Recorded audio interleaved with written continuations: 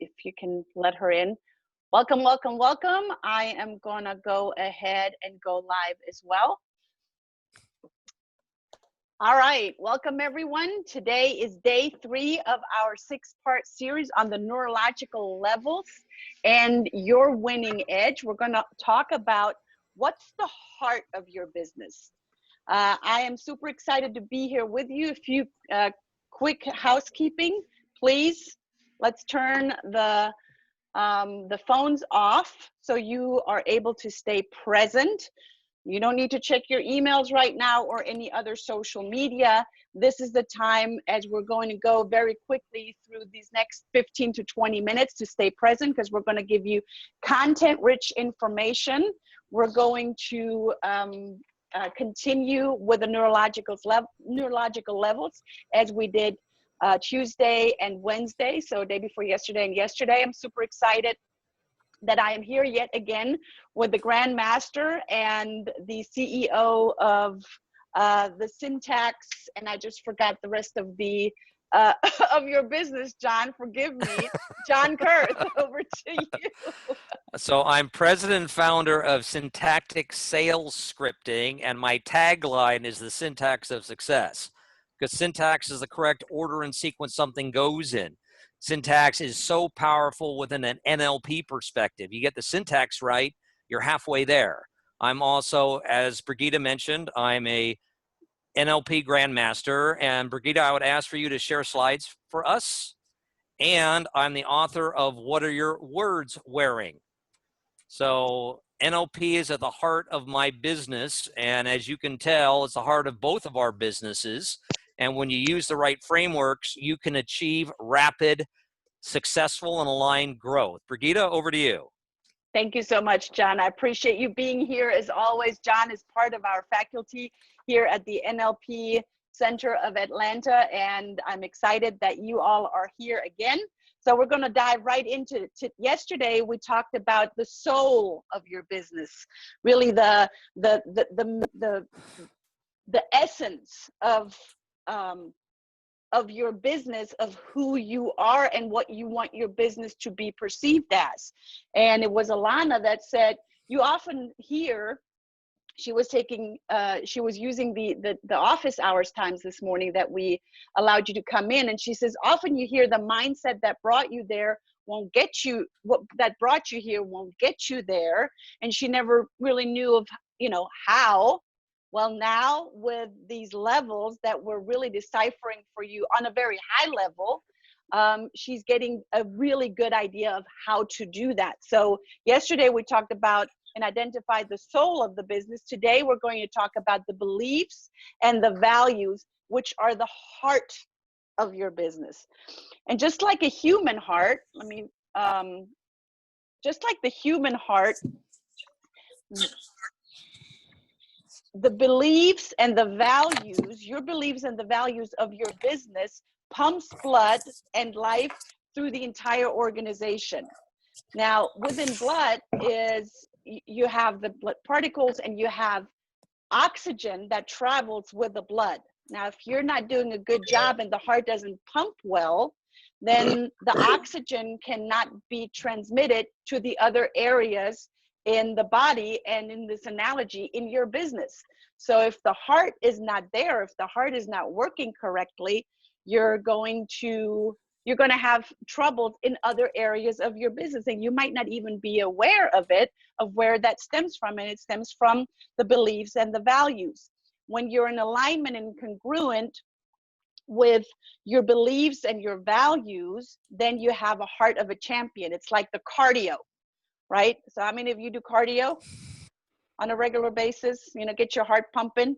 You need to do cardio for your business as well. And that's what really the strong beliefs and the values that are supportive, because we all have values and beliefs that are not supportive, but really having supportive values and beliefs in your business is going to make you a strong and healthy business. And with misalignment, the heart is overworked, it's burned out, and you just barely keep your business alive because it's just not pumping correctly.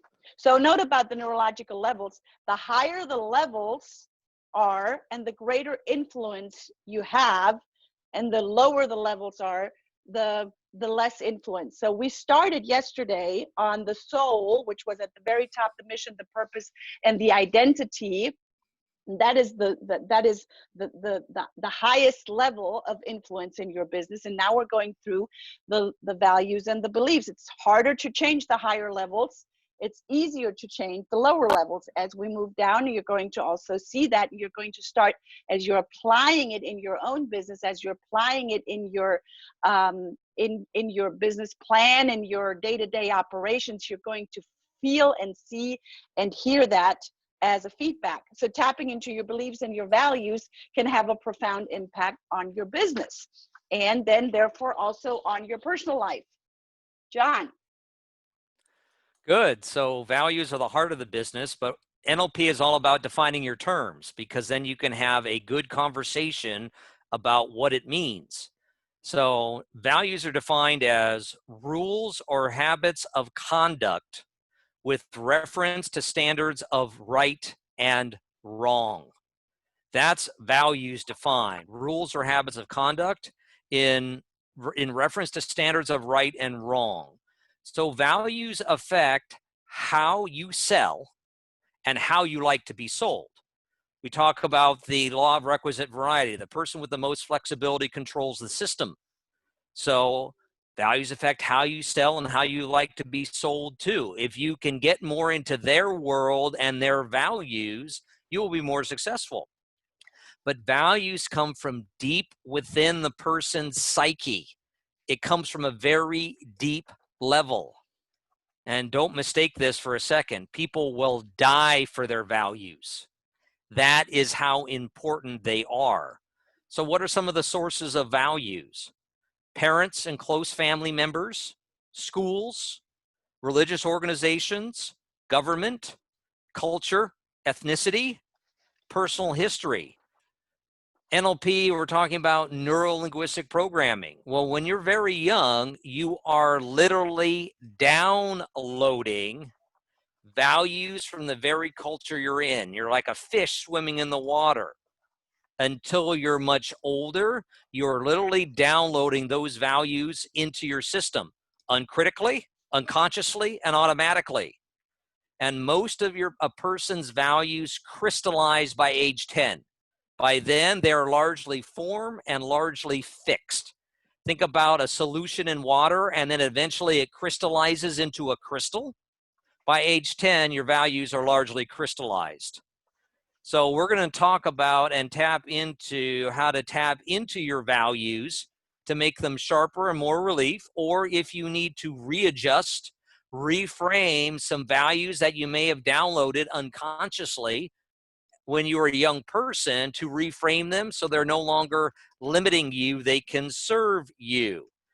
And we're all about chat box declarations. So I want you to put into the chat box, type in values matter. Type in values matter, because they are the heart of your business. Chat box declaration, values matter. Over to you, Brigitta. Yeah, thank you so much, John. And values do matter. And if you think back of what you value most in your life, and you have not defined what you value in your business, then that is a good feedback for you, that you have not thought about that in depth enough. So let's go into the examples of beliefs and values from an NLP point and an NLP perspective. Your values and your beliefs is also evidence of your success, or could also be a lack of values and a lack of beliefs, or non-supportive values or non-supportive beliefs in your business can also be the result in the lack of success. So you're wanting to find the evidence of success in asking, what is important to my business? What is important to my customers? But really, what is important to my business, and what does my business stand for? What is my business belief, and what is valuable to my business? So really think about that as you're going through those questions, or through that specific question, what is important to my business? What is the value? Some of you that work with us closely, I have you do a belief table. So really put on the tabletop, imagine a table, put on the tabletop, if for your business, you believe that giving back is the most important thing and it is very, very valuable, you want to put that on the tabletop and find evidence, and the evidence that you are finding of how you are giving back, how you are making a bigger impact in the community, stand as evidence under the table. Those are the legs of the table and support the tabletop. The more evidence you have under your table, the more evidence you have, the stronger the value and the stronger the belief. The less evidence you have, so how many legs do you need for a table to stand firmly? How many know? The trick question. Yes, 4, right? So you need to have at least 4 legs of evidence to stand strong on your values and your beliefs. So the belief table is a great, very simple exercise that you can easily do, and I have them do them with you as we work on one-on-one many times together. So there are so many powerful questions that we can ask. Clearly, we don't have time today to go through them, but we are going to cover them in our future programs. So at the end of the day, it really is, the question is, are you a heart-driven business? And if you are a heart-driven business, declare it right now in the chat box. I am a heart-driven business. I am a heart-driven business, and put that in the chat box right now. Again, to some of you, that might sound a little woo-hoo. And if you are skipping steps in these neurological levels, you're setting yourself up for failure. So you cannot skip any of these steps in the neurological levels. You got to go through all of them, and the stronger of evidence you have, or the more evidence you have, the stronger it stands. So you are I am a heart-driven business. John. Great. Again, you're declaring it, you're putting it out into space, and this is going to be even more important in the days and weeks and months ahead. Let's talk about life cycle events that can impact values. There's typically 5 life cycle events that impact a person's values: a marriage, a birth of a child, a life-threatening illness, divorce, or death. So life cycle events or crises cause a reordering or a reprioritization of a person's values. I know any of you are parents. Once you had a birth of a child, your first child, anytime a new child came into the world, you reprioritized or refocused on the values that were important to you. This pandemic is affecting and causing multiple life cycle events. Marriages are being put off because they're uncertain about the futures. People who have been married, now it's an even different situation. Imagine having a child under these circumstances. Very different. Life-threatening illness, someone you know, or you certainly on the news may know about that. Divorces may go up after this. We're not sure. People are dying. So almost everyone worldwide are reassessing or reprioritizing their values.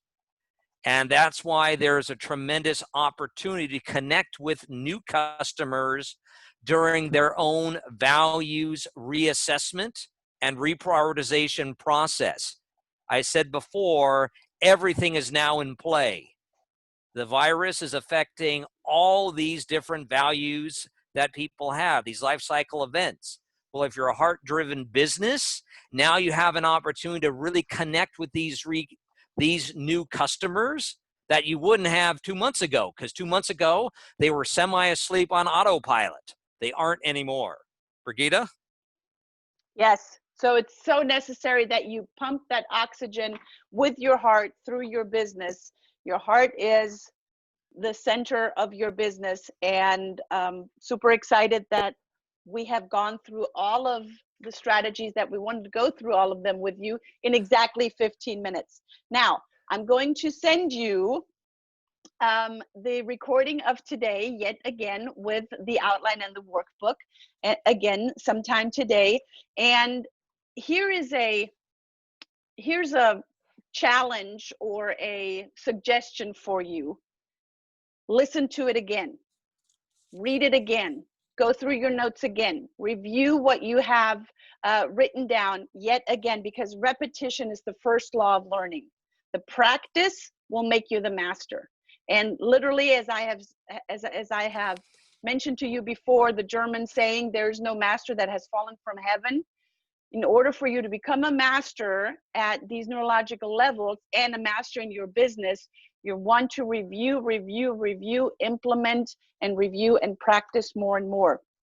As we're going tomorrow into the current and future capabilities, which is the head of your business. So tomorrow we're going to talk about the head of your business.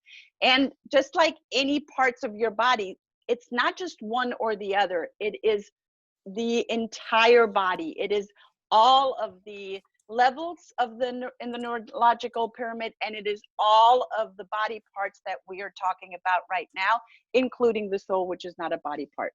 So thank you guys for being on yet again today. John, do you have any closing words as I stop sharing my screen?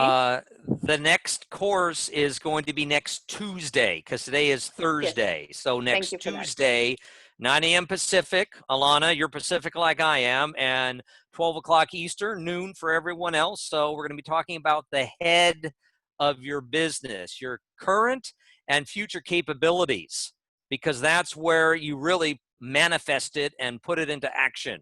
Brigitta, over to you. Thank you so much, John. And we're also sharing all of this on live stream on Facebook. So if you have anyone that is super interested in this, you also can just send them to our NLP Atlanta Facebook page, and they can watch all the live streams there that we have been doing this week. So see you guys again next Tuesday, 9 o'clock Pacific, 12 o'clock Eastern. Thank you guys for being on. John, thank you as always. Pleasure to be here with you. See you next Tuesday. Bye. Bye-bye.